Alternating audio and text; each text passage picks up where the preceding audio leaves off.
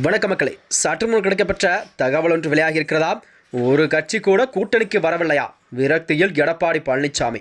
கட்சி பதவியை தக்க வைக்க விஜய் பக்கம் சென்று விடுவாரா? ஒரு பக்கம் துணை முதல் பதவி, மற்றொரு பக்கம் பொதுச்செயலாளர் பதவியா? வாங்க வீடியோவை முழுமாக்கலாம். அதாவது தமிழக அரசியலிலே அடுத்த ஆண்டு நடைபெற 2026 சட்டமன்ற தேர்தலை தான் அனைத்து கட்சிகளுமே தங்கள் கட்சிகளுடன் கூட்டணி பேச்சுவார்த்தை தொகுதி பங்கிடன அனைத்திலும் மும்பாரமாக தனது வேலைகள் எல்லாம் செய்து கொண்டிருக்கிறதா. அந்த வகையில்தான் தமிழக அரசியல் களமானது இப்பொழுது சூடுபிடிக்க தொடங்கிவிட்டது. அதாவது அதிமுகவின் பொதுச்செயலாளர் எடப்பாடி பழனிசாமியை சந்தித்திருக்கும் சவால்கள் தான் அரசியல் வட்டாரத்திலே ஒரு பெரும் விவாதங்கள் எல்லாம் முன்வைக்கிறதா. அதாவது ஒரு காலத்தில் தமிழகத்தின் அசைக்க முடியாத சக்தியாக விளங்கியது அனைத்து இந்த அண்ணா திராவிட முன்னேற்ற கழகம்.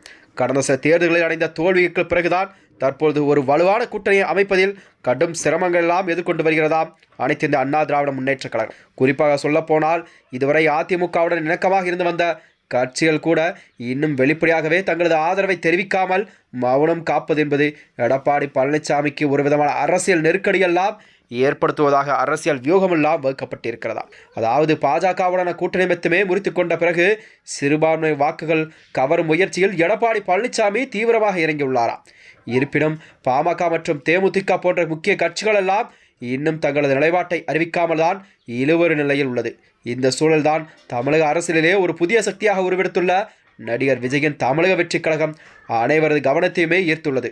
தமிழக வெற்றி கழகத்தின் அரசியல் நகர்வு என்பது தமிழகத்திலே ஒரு மாற்றத்தை எல்லாம் ஏற்படுத்தக்கூடிய விதமாகத்தான் அதன் வேலைகளெல்லாம் செய்து கொண்டிருக்கிறார் விஜய் அவர்கள்.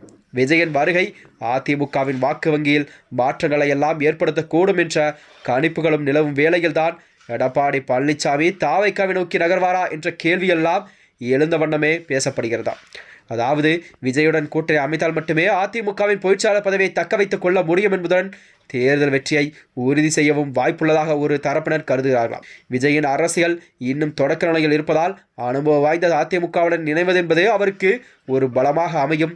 இந்த சூழல்தான் விஜயிடம் துணை முதல் பதவியை கூட பெற்றுக்கொண்டு அதிமுகவின் செல்வாக்கை மீண்டும் மீட்டெடுக்கும் ஒரு வியூகத்தை எடப்பாடி பழனிசாமி யோசிக்க கூடும் என அரசியல் விமர்சகர்கள்லாம் தெரிவிக்கிறார்களாம்.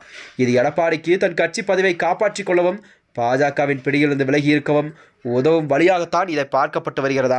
இந்நிலையில்தான் மறுபுறமோ பாஜகவை மீண்டும் நம்பி சென்றால் அது தற்கொலைக்கு சமமாக முடிவாக இருக்கும் என்று அதிமுகவின் 2ஆம் கட்ட தலைவர்களெல்லாம் பலரும் கூட எச்சரித்து வருகிறார்களாம்.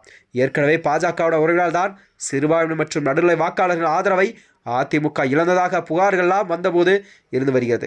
விஜயுடன் கைகோர்ப்பது என்பது எடப்பாடி பழனிசாமிக்கு ஒரு விதமான அரசியல் அடையாளத்தை எல்லாம் தரக்கூடும்.